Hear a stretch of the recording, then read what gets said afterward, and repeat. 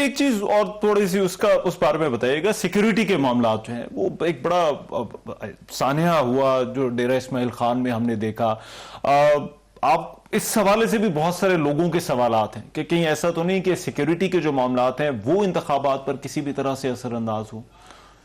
دیکھیں، جو سیکیورٹی کے معاملات ہیں وہ سنجیدہ معاملات ہیں اور ہم ان کو سنجیدگی سے لیتے ہیں.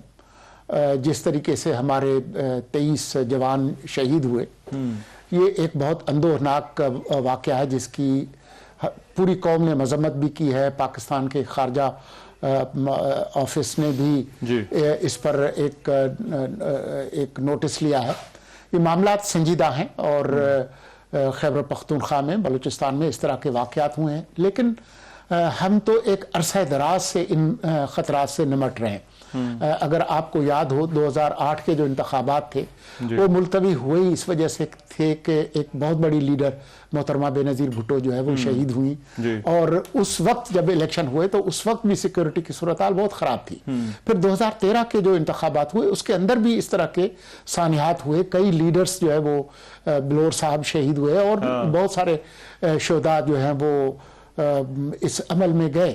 تو یہ معاملات ہیں سنجیدہ، لیکن آج جب ہم یہ گفتگو کر رہے ہیں تمام تر ان سنجیدہ معاملات کے باوجود ہم سمجھتے ہیں کہ انتخابات 8 فروری 2024 کو ہو سکتے ہیں. ہم اس پوزیشن میں ہیں کہ سیکیورٹی فراہم کریں. بڑی سیاسی جماعتوں کی طرف سے بھی اس حوالے سے تحفظات ہیں. مولانا فضل الرحمان، اب یہ تو ایک ہے جو کہ ویسے سوال اٹھایا جا رہا ہے، لیکن مولانا فضل الرحمان نے جو سیکیورٹی خدشات کی بات کی ہے اس کو آپ کس طرح سے دیکھتے ہیں؟ وہ تو ایک سیاسی جماعت کے طور پہ جو انتخابات میں حصہ لے رہی ہے اس کے رہنما کے طور پر بات دیکھیں، ہمارے کچھ رہنما ہیں جن کو خطرات ہیں.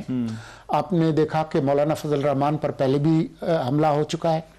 ان کے ایک لیڈر بلوچستان میں پچھلے دنوں حافظ حمداللہ، آپ کو یاد ہوگا، ان پر حملہ ہوا. سراج الحق صاحب پر، ان کے قافلے پر حملہ ہو چکا ہے. تو یہ سیریس معاملات ہیں، لیکن یہ ہماری ذمہ داری ہے کہ ہم ان کو سیکیورٹی فراہم کریں بشمول مولانا فضل الرحمان کے. لیکن اس کے باوجود میں آپ سے یہ کہہ رہا ہوں کہ ان تمام تر مسائل اور سنجیدہ سیکیورٹی کے سوالات کے باوجود جو کہ ہمیں مغربی سرحد پر لاحق ہیں، خاص طور پر افغانستان میں افغان طالبان کی حکومت آنے کے بعد یہاں پر جو سیکیورٹی کی صورتحال اور دہشت گردی میں اضافہ ہوا ہے، وارداتیں بڑھی ہیں اور یہ ایک طرح سے بڑی بھی ہیں اس پورے عرصے میں.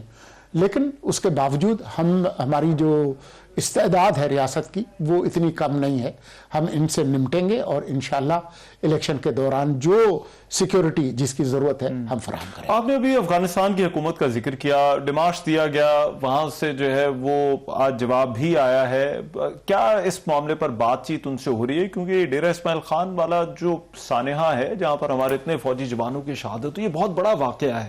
تو اس پر کیا انگیجمنٹ کوئی ہے افغان حکومت سے کہ یہ جو لوگ اس کے اندر ملوث ہیں ان تک کس طرح سے پہنچا جائے، کس طرح سے ان تک جو ہے وہ ان کو ٹریس کیا جائے، ان کو پکڑا جائے؟ جی، انگیجمنٹ تو ہے اور براہ راست ہے، اور ہمارے جو متعلقہ ادارے ہیں وہ ان سے رابطے میں ہیں اور ان کو مسلسل بتا رہے ہیں کہ یہ جو رویہ ہے یہ قابل قبول نہیں ہے اور اس کے نتائج ہوں گے.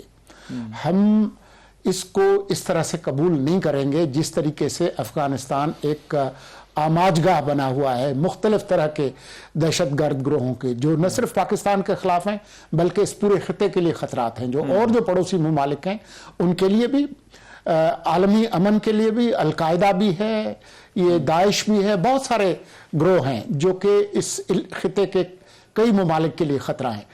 اور ان کو بتا دیا گیا ہے کہ یہ بات قابل قبول نہیں ہے، صرف پاکستان کو نہیں بلکہ خطے کے ممالک کو اور دنیا کو یہ قابل قبول نہیں ہے، اور یہ رویہ جو ہے یہ مزید چل نہیں سکتا. لیکن کیا حکومت کے لیے مشکل ہے کہ اس معاملے سے ڈیل کس طرح سے کیا جائے؟ کیونکہ دیکھیں، ایک طرف تو غیر ملکی غیر قانونی جو مقیم ہیں ان کو پاکستان سے واپس بھجوایا جا رہا ہے، دوسری طرف جو ہے وہ کل نگران وزیر اطلاعات نے بھی اپنا ایک انالیسز دیا بلوچستان کے جو ہیں جان اچکزئی صاحب. ویسے تو میں وفاقی حکومت کا بھی اس پر موقف جانا چاہتا ہوں، انہوں نے تو یہاں تک کہہ دیا کہ بیسز تک جو ہے وہ دی جا سکتی.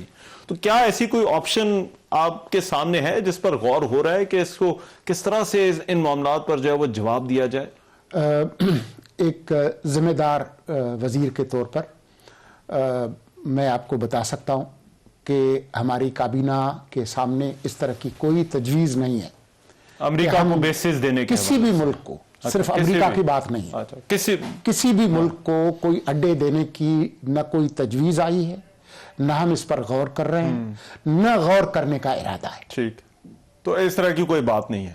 لیکن کیا آپ کو لگتا ہے کہ یہ افغان جو غیر قانونی یہاں پر مقیم تھے ان کے جانے کے بعد کوئی سیکیورٹی کی صورتحال جو ہے وہ بہتر ہو رہی ہے یا اس پر کوئی فرق پڑے گا؟ ابھی تک دیکھیں یہ ایک بہت ڈائنامک قسم کی صورتحال ہے، لانگ ٹرم میں تو یہی ایک مقصد ہے کہ ہم اپنی صرف سیکیورٹی کی صورتحال کو نہیں، قومی سلامتی کو بھی محفوظ بنائیں۔ مطلب یہ نہیں ہو سکتا کہ یہاں پر غیر ملکی آئیں اور یہاں پر پاسپورٹ اور شناختی کارڈ اور لے کے جائیں اور دنیا میں مختلف طرح کی مجرمانہ کارروائیاں کریں، دہشت گردی کریں اور پھر ان کے جیب سے یا ان کے سامان سے پاکستانی پاسپورٹ اور شناختی کارڈ نکلیں، یہ کسی طور پر بھی قابل قبول نہیں ہے۔